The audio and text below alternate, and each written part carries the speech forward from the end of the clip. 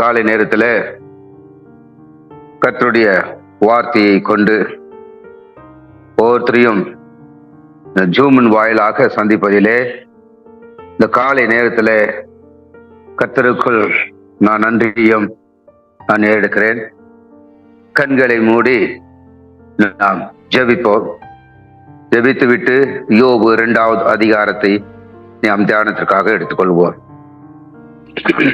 மகிமையும் பரிசுத்தமும் நிறைந்த நீதியுள்ள தேவனே, உம்மை துதிக்கிற ஸ்தோத்திரிக்கிற ராஜா, இந்த காலை நேரத்துல தகப்பனே உம்மை தரிசிக்கவும், உம்முடைய முகத்தை பார்க்கவும், உம்முடைய வேதத்தில் உள்ள அதிசயங்களை நாங்கள் தியானிக்கவும் பார்க்கவும் ஆவியானவரே நீர் எங்களுக்கு ஞானத்தின் கண்களை தந்தது போல உம்மை துதிக்கிற ஸ்தோத்திரிக்கிற ராஜா, இப்பொழுது இந்த யோபு 2வது அதிகாரத்திலே மறைந்திருக்கிற ரகசியங்களை சத்தியங்களை எங்களுக்கு வெளிப்படுத்தும்படி ஆட்சேபிக்கிறேன் சுவாமி. நான் அல்ல, நீர் பேசும்.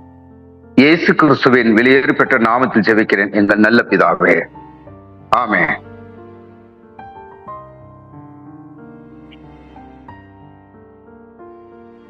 யோபு 2வது அதிகாரத்தை நம்ம பார்த்தோம்னா, இந்த 2வது அதிகாரம் வசனம் 1 11 12 வசனம் வரைக்கும் இதுக்கு ஒரு தலைப்பை கொடுக்கலாம். என்ன தலைப்புன்னு சொன்னா, யோபுவின் 2வது சோதனை. 2வது தலைப்பு என்னன்னு பார்த்தோம்னா, வசனம் 11 13 வரையிலையும் ஒரு தலைப்பை கொடுக்கலாம். யோபுவின் 3 சிநேகிதர்கள். அடுத்ததாக இன்னொன்று ஒரு சப் தலைப்புகள் நாம் கொடுக்க முடியும். வசனம் 2வது அதிகாரம் 3வது வசனத்தை பார்த்தோம்னா, முகாந்திரம் இல்லாமல் யோபுவை தண்டிக்கிறது அல்லது நிர்மூலம் ஆகும்படி சாத்தான் செய்கிறான். 3வதாக 6வது வசனம், அவன் உன் கையில் இருக்கிறான். கர்த்தர் சொல்லுகிறார் சாத்தானை பார்த்து, அவன் உன் கையில் இருக்கிறான். அடுத்ததாக 9ஆம் வசனம், தேவனை தூசித்து ஜீவனை விடும். அவன் மனைவி யோபை பார்த்து சொல்லுகிறார், தேவனை தூசித்து ஜீவனை விடும். 4, தீமையை பெற வேண்டாமோ. 2வது அதிகாரம் 10ஆம் வசனம், யோபு தன் மனைவியை பார்த்து சொல்லுகிறார், நன்மையை பெற்ற நாம் கர்த்தரிடத்தில் தீமையை பெற வேண்டாமோ என்று சொல்லுகிறார். 5வதாக யோபு 2வது அதிகாரம் 11வது வசனம், யோபுடைய 3 சிநேகிதர்கள். இதை குறித்து நாம் இந்த நாளிலே நாம் பார்ப்போம். அடுத்ததாக வசனம் 11 10 வசனம் வரைக்கும் பார்ப்பது. இன்னொன்று நான் பிராக்கெட்ல கொடுத்திருக்கிறேன். என்ன என்று சொன்னால், சாத்தானுடைய கேள்விக்கு கர்த்தருடைய பதில்.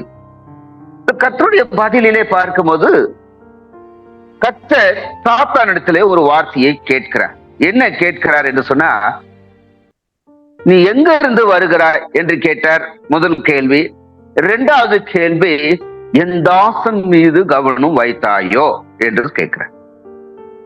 அது மாற்றமல்ல, இன்றைக்கு தேவனுடைய பிள்ளைகளுக்கு சோதனை கொடுப்பதற்கு யார் முந்தி நிற்கிறான் என்று நாம் பார்ப்போமானால், யோபு 2வது அதிகாரத்திலிருந்து நாம் கற்றுக்கொள்ளும் சத்தியம் என்னவென்று சொன்னால், நீதிமானுக்குத்தான் சோதனையும் அதிகமாக வரும்.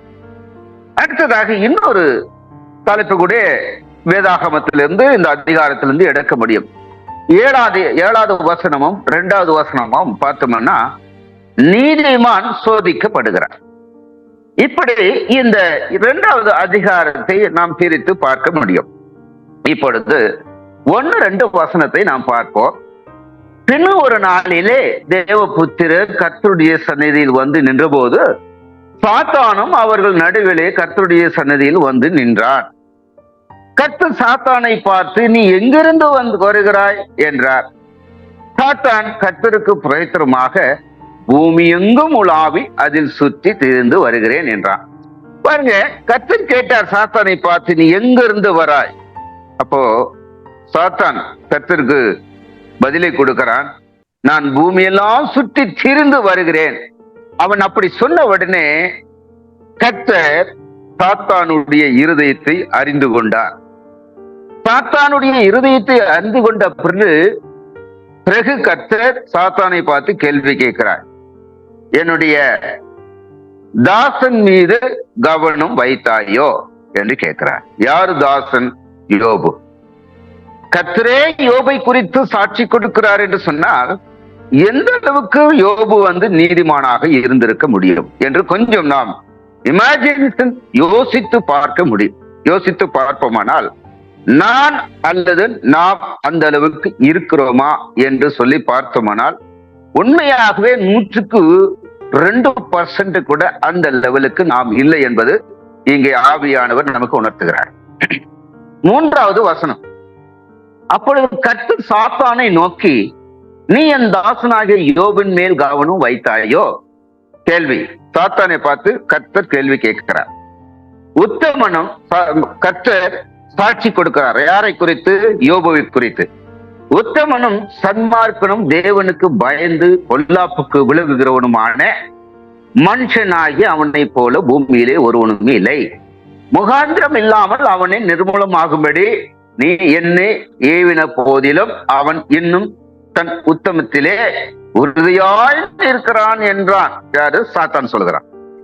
கர்த்தர் அவன் யோபை குறித்து கொடுக்கிற திட்டம் தெளிவான கொடுக்கிற வார்த்தைகளை குறித்து இப்பொழுது நாம் சற்று பார்ப்போம்.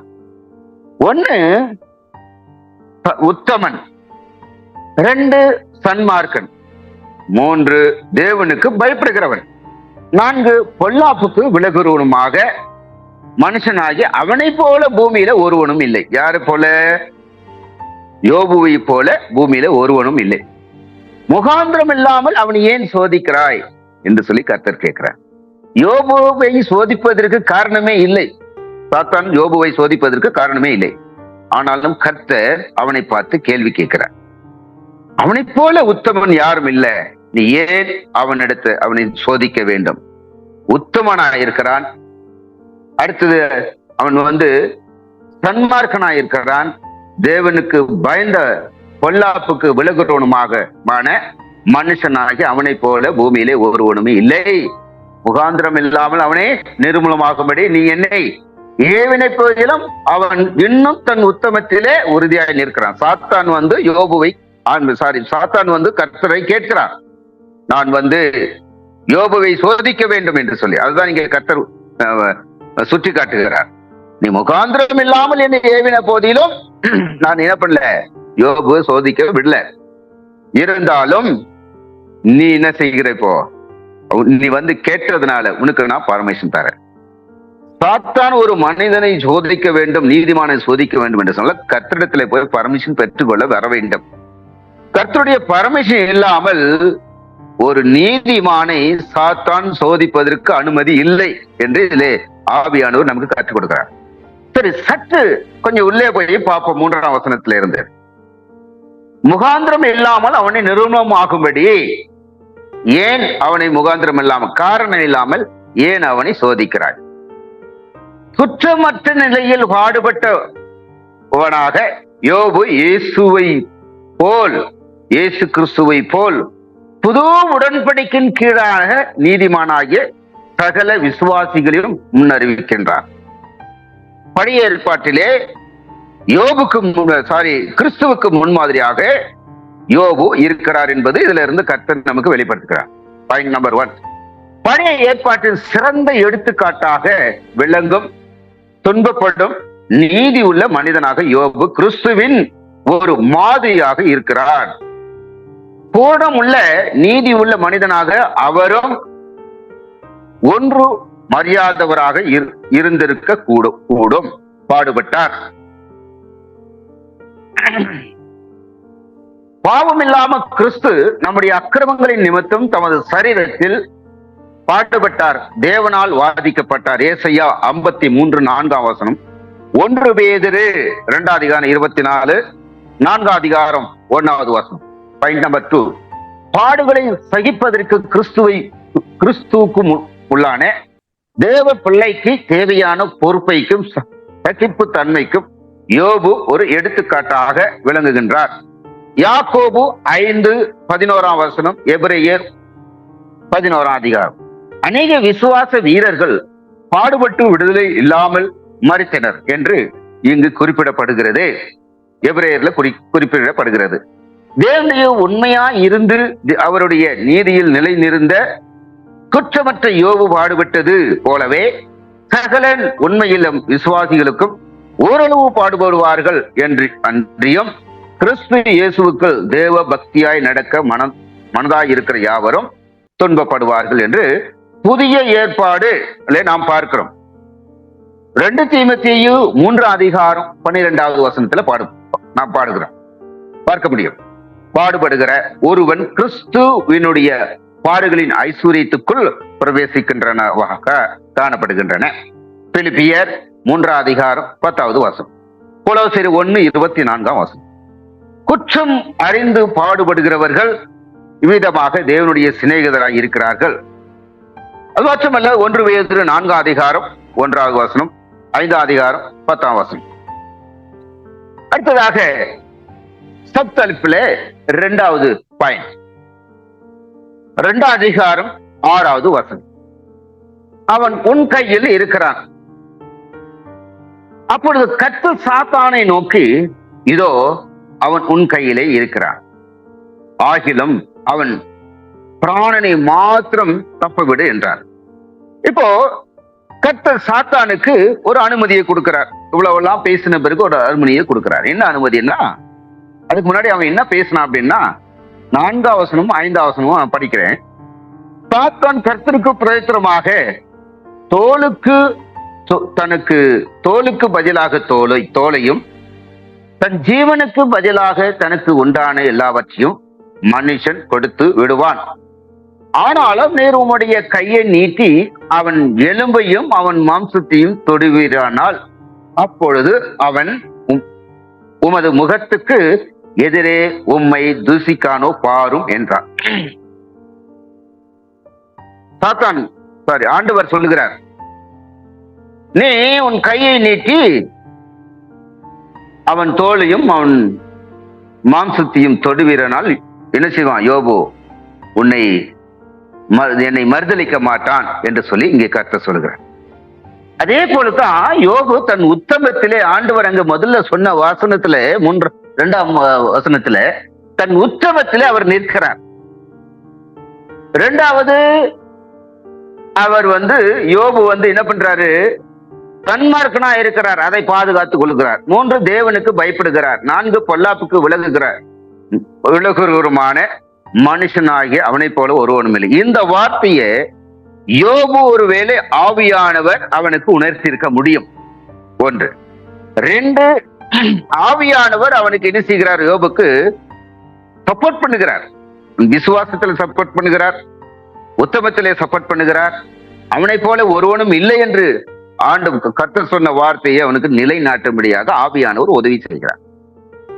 இப்ப 6ஆம் வசனத்தை போவோம், கொஞ்சம் உள்ள போவோம். அவன் உன் கையில் இருக்கிறான். யாருடைய கையில்? இப்போது சாத்தானுடைய கையில் ஆண்டவர் அவனை ஒப்பு கொடுத்து விட்டார். தேவனுக்கான யோபுவின் முழு அர்ப்பணிப்பை நிரூபிக்க முடியாது என்பதாலும் குற்றமற்ற நிலையில் பாடுகள் அனுபவிக்காமல் பாவத்தில் நின்று அவனை மீட்கும் தேவனுடைய முயற்சி நல்ல பலனளிக்க முடியாது என்பதாலும் யோபுவின் மேல் மென்மேலும் வேதனையை கூட்டுவதற்கு தேவன் சாத்தானை அனுமதித்தார். 1. நீதியுள்ள ஒருவனின் விசுவாசம் அப்படிப்பட்ட பாடுகளினால் சோதிக்கப்படுவது மிகவும் முக்கியத்துவம் உள்ளதாய் இருக்கிறது. ஏனெனில் எல்லா காலத்திலும் மிக பெரிதான ஆவிக்குரிய போராட்டத்தில் தேவனுக்குரிய கனம் ஆபத்தில் உள்ளது. தேவனுக்கும் சாத்தானுக்கும் இடையிலான போராட்டம். Point number 2. அப்போஸ்தலனாகிய பேதுரு ஒரு புதிய ஏற்பாட்டின் கண்ணோட்டத்தில் இருந்து இப்படி குறிப்பிடுகிறார். பலவிதமான சோதனைகளினாலே துக்கப்படுகிறீர்கள். அதை பார்க்கிலும் அதிக வெளியேற பெற்றதாய் இருக்கிற உங்கள் விசுவாசம் அழிந்து போகிற பொன் அக்கினியினாலே சோதிக்கப்படுவது போல் சோதிக்கப்படுகிற இயேசு கிறிஸ்து வெளிப்படும் போது உங்களுக்கு புகழ்ச்சியும் கனமும் மகிமையும் உண்டாக காணப்படும். 1 பேதுரு 1:6-7. அழிந்து போகிற பொன் வெள்ளிக்கு ஒப்பாக இருக்குது. யாருடைய விசுவாசம்? யோபனுடைய விசுவாசம். நம்முடைய விசுவாசம் எப்படி இருக்கிறது? கொஞ்சம் நாமே பரிசோதனை செய்து பார்க்கும் பொழுது யோபுக்கும் நமக்கும் இங்கே ஒரு 2 பாயிண்ட்ஸ் அளவுக்கு, 100க்கு 2 பாயிண்ட் அளவுக்கு நம்மளால இருக்க முடியும். ஆனா யோபுவை போல 100க்கு 100 என்ன பண்ண முடியாது, இருக்க முடியாது. இதுக்கு ஆவியானவர் தான் நமக்கு உதவி செய்ய வேண்டும். நம்முடைய மாம்சத்தினாலோ நம்முடைய ஞானத்தினாலோ நம்முடைய புத்தியினாலும் என்ன பண்ண முடியாது, இருக்கவே முடியாது. ஆவியானவருடைய உதவி இல்லாமல், ஆவியானவருடைய நமக்கு நடத்துதல் இல்லாமல், ஆவியானவருடைய ஏவுதல் இல்லாமல் இந்த விசுவாசத்துல நாம் என்ன பண்ண முடியாது, நிலை நிற்க முடியாது என்பது இது யோபு 2ஆம் அதிகாரம் 6வது வசனத்திலிருந்து ஆவியானவர் நமக்கு கற்றுக் கொடுக்கிறார். 3ஆவதாக 9வது வசனம் நான் வாசிக்கிறேன். அப்பொழுது அவன் மனைவி அவனை பார்த்து, நீர் இன்னும் உம்முடைய உத்தமத்திலே உறுதியாய் நிற்கிறீரோ, தேவனை தூசித்து ஜீவனை விடும் என்றார். தேவனை தூசித்து என்ன செய்யணுமா? ஜீவனை விட வேண்டுமா? அதுக்கு முன்பதாக நான் சொன்னது போல நீதிமான் சோதிக்கப்படுகிறான். 7ஆம் வசனம் 8ஆம் வசனம். அப்பொழுது சாத்தான் கர்த்தருடைய சந்நிதியை விட்டு புறப்பட்டு யோபின் உள்ளங்கால் தொடங்கி அவன் உச்சந்தலை மட்டும் கொடிய பற்களால் அவனை வாதித்தான். அவன் ஒரு ஓட்டை எடுத்து தன்னை புரண்டி கொண்டு சாம்பலில் உட்கார்னான். 7ஆம் வசனம் 8ஆம் வசனத்தை நீங்க பாத்தீங்கன்னா, நீதிமான்கள் துன்பப்படுதல் என்ற ஒரு தலைப்பு நம்ம கொடுக்க முடியும். நீதிமான்கள் துன்பப்படுதல் என்ற தலைப்பில் கொடுக்கும்போது தேவனுடைய ஊழியர்களும் உண்மையாய் கர்த்தருக்கு என்று விசுவாசத்தில் நிற்கிற விசுவாசிகளும் துன்பப்படுகிறதை குறித்து நாம் பார்க்க முடியும்.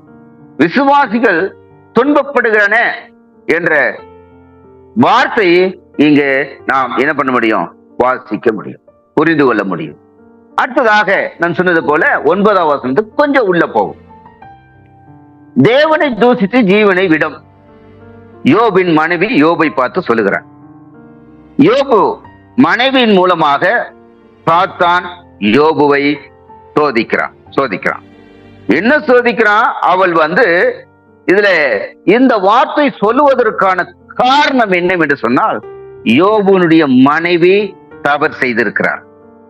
யோபுடைய மனைவி தவறு செய்த பிறகு இவள் யோபோடு உட்கார்ந்து, என் கணவர் இந்த கஷ்டப்படுகிறாரே, என் கணவர் கர்த்தர் அநேக ஆசீர்வாதத்தினாலே என்னை ஆசீர்வதித்தார், அன்றைக்கு நான் ஆசீர்வாதத்தை பெற்று சந்தோஷமாய் இருந்தேன், இன்றைக்கு இந்த ஆசீர்வாதம் இழந்து விட்டது என்று கணவனோடு உட்கார்ந்து துக்கப்படுவதை விட்டுவிட்டு அவள் கோபமாக திட்டுகிறார்.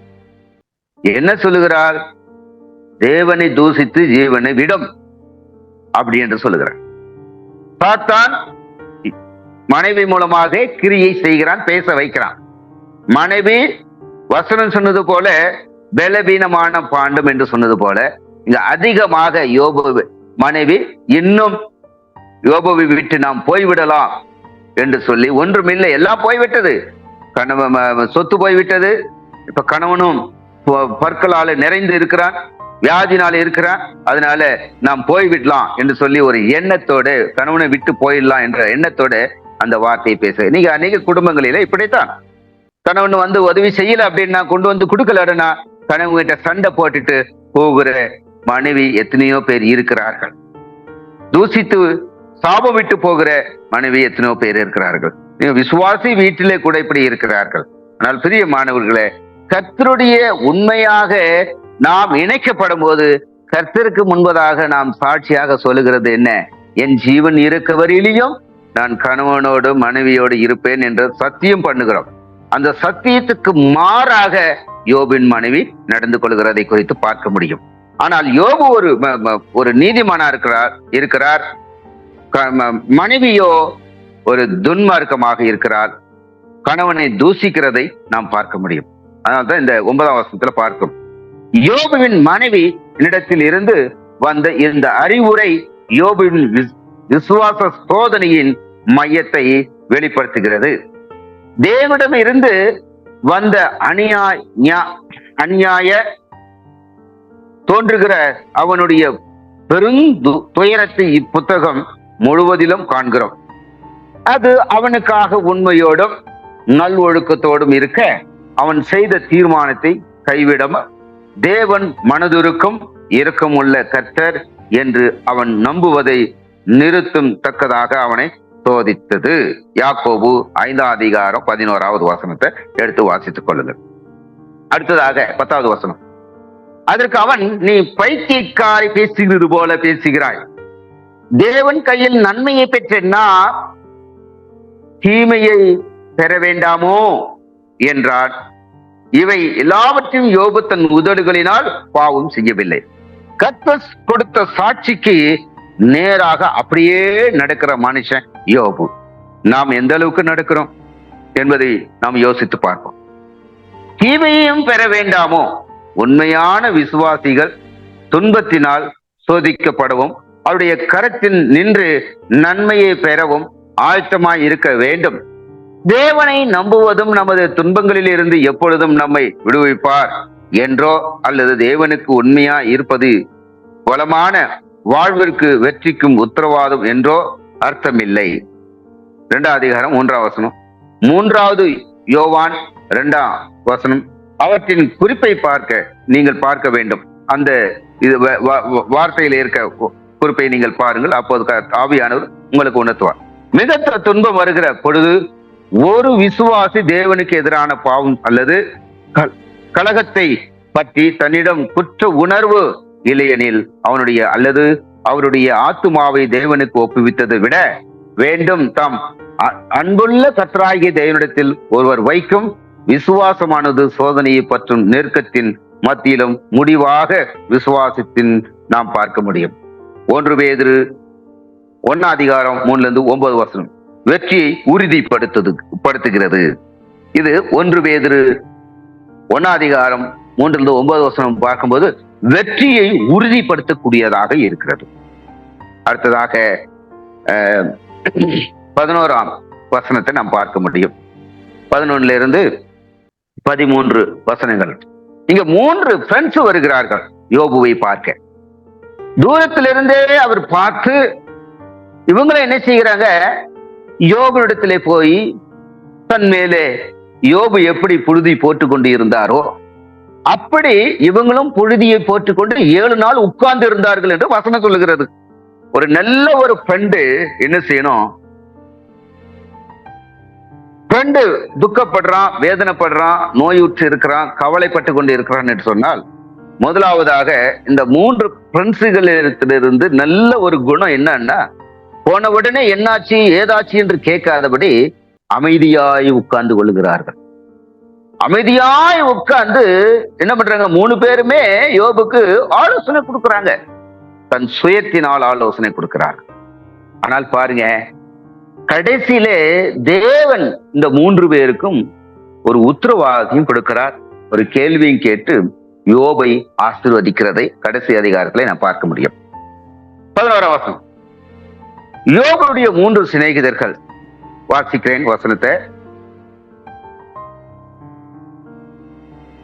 யோபுடைய 3 சிநேகிதர்கள் ஆகிய தேமானியான ஆகிய எலிபாசும், தூசனாகிய பில்தாத்தும், நாமத்தினாகிய கோப்பாரும் யோபுக்கு நேரிட்ட தீமையை யாவையும் கேள்விப்பட்ட போது அவனுக்காக பரிதபிக்கவும் அவனுக்கு ஆறுதல் சொல்லவும் ஒருவரோடு ஒருவர் யோசனை பண்ணிக்கொண்டு அவரவர் தங்கள் தலங்களிலிருந்து வந்தார்கள்.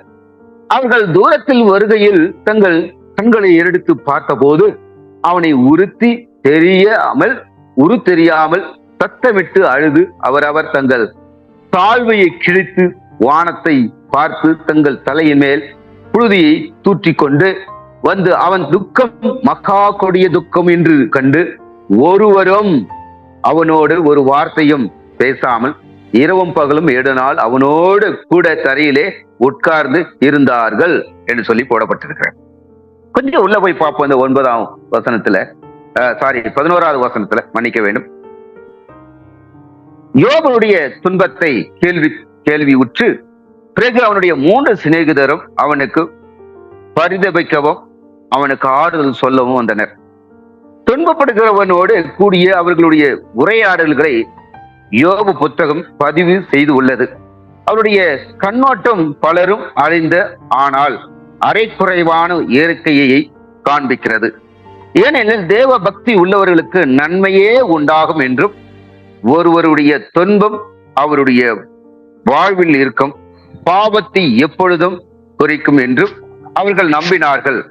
அவர்கள் மிக முக்கியமான சில பாவங்களை ஒத்துக்கொள்ள செய்ய அவனை துன்பப்படுத்தினார்கள்.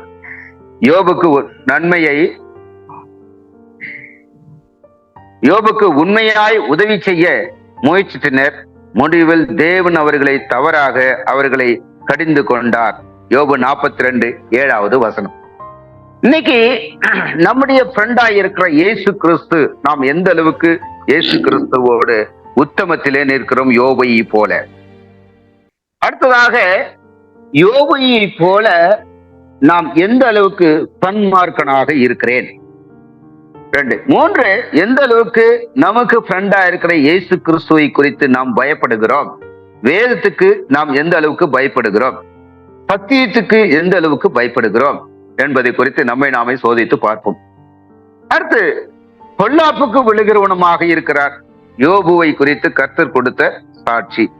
நாம் எந்த அளவுக்கு பொல்லாப்புக்கு விலகுகிறோம், கைகளினாலும் கண்களினாலும் வார்த்தைகளினாலும் உதட்டுகளினாலும் எந்த அளவுக்கு நாம் பொல்லாப்புக்கு விலகி நிற்கிறோம்.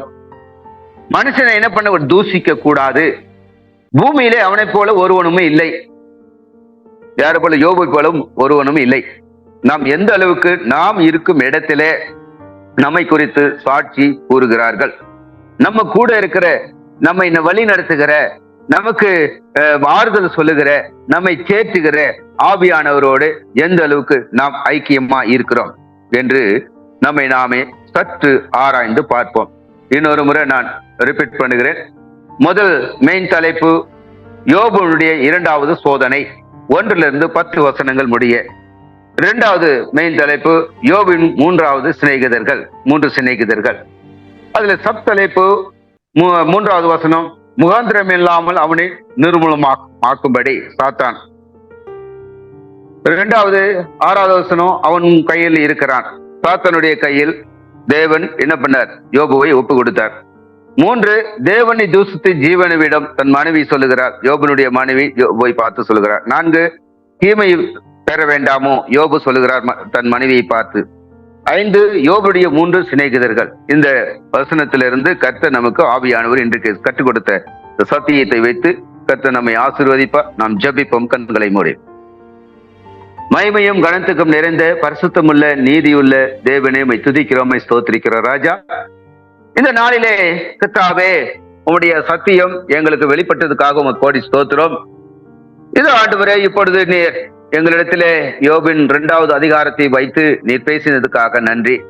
ஆவியானவரே, நீர் எப்படி யோபுக்கு பக்கபலமாக இருந்து உதவி செய்தீரோ, அப்படி எங்களுக்கு வரும் சோதனையிலிருந்து, விசுவாசிகளுக்கு வரும் சோதனையிலிருந்து, ஊழியத்துக்கு வரும் சோதனைகளில் இருந்து தகப்பனே, பரிசுத்த ஆவியானவரே, நீர் பக்கபலமாக இருந்து வழிநடத்தும்படியாக நான் செபிக்கிறேன் ராஜா.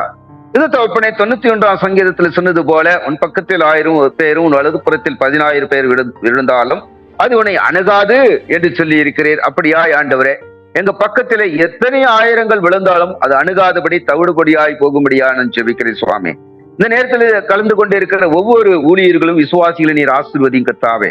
அதே போல கர்த்தாவே, கல்வாரி சேப்பல் அண்ணனுக்காக, டைரக்டருக்காக நாங்கள் ஜெபிக்கிறோம். அவரை வைத்து ஆண்டவரே, அநேக ஆலயத்தையும் அநேக விசுவாசிகளையும் தேவனே வழிநடத்தும்படியாக நீர் வைத்திருப்பதற்காக, ஒரு ஆவிக்குரிய தகப்பனாக, தாயாக வைத்திருப்பதற்காக உமக்கு கோடி ஸ்தோத்திரம் சுவாமி.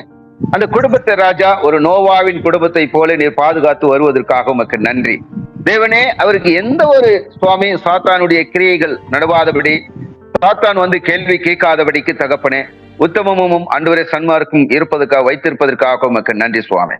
அதே போல ஆண்டவரே, எங்கள் ஒருவரையும் உம்முடைய கரத்துல ஒப்பு கொடுக்கிறோம். வழிநடத்தும் தயவாக ஏற்றுக்கொள்ளும் சுவாமி. இயேசு கிறிஸ்துவின் விலையேற்பட்ட நாமத்தில் ஜெபிக்கிறேன் எங்கள் நல்ல பிதாவே, ஆமென்.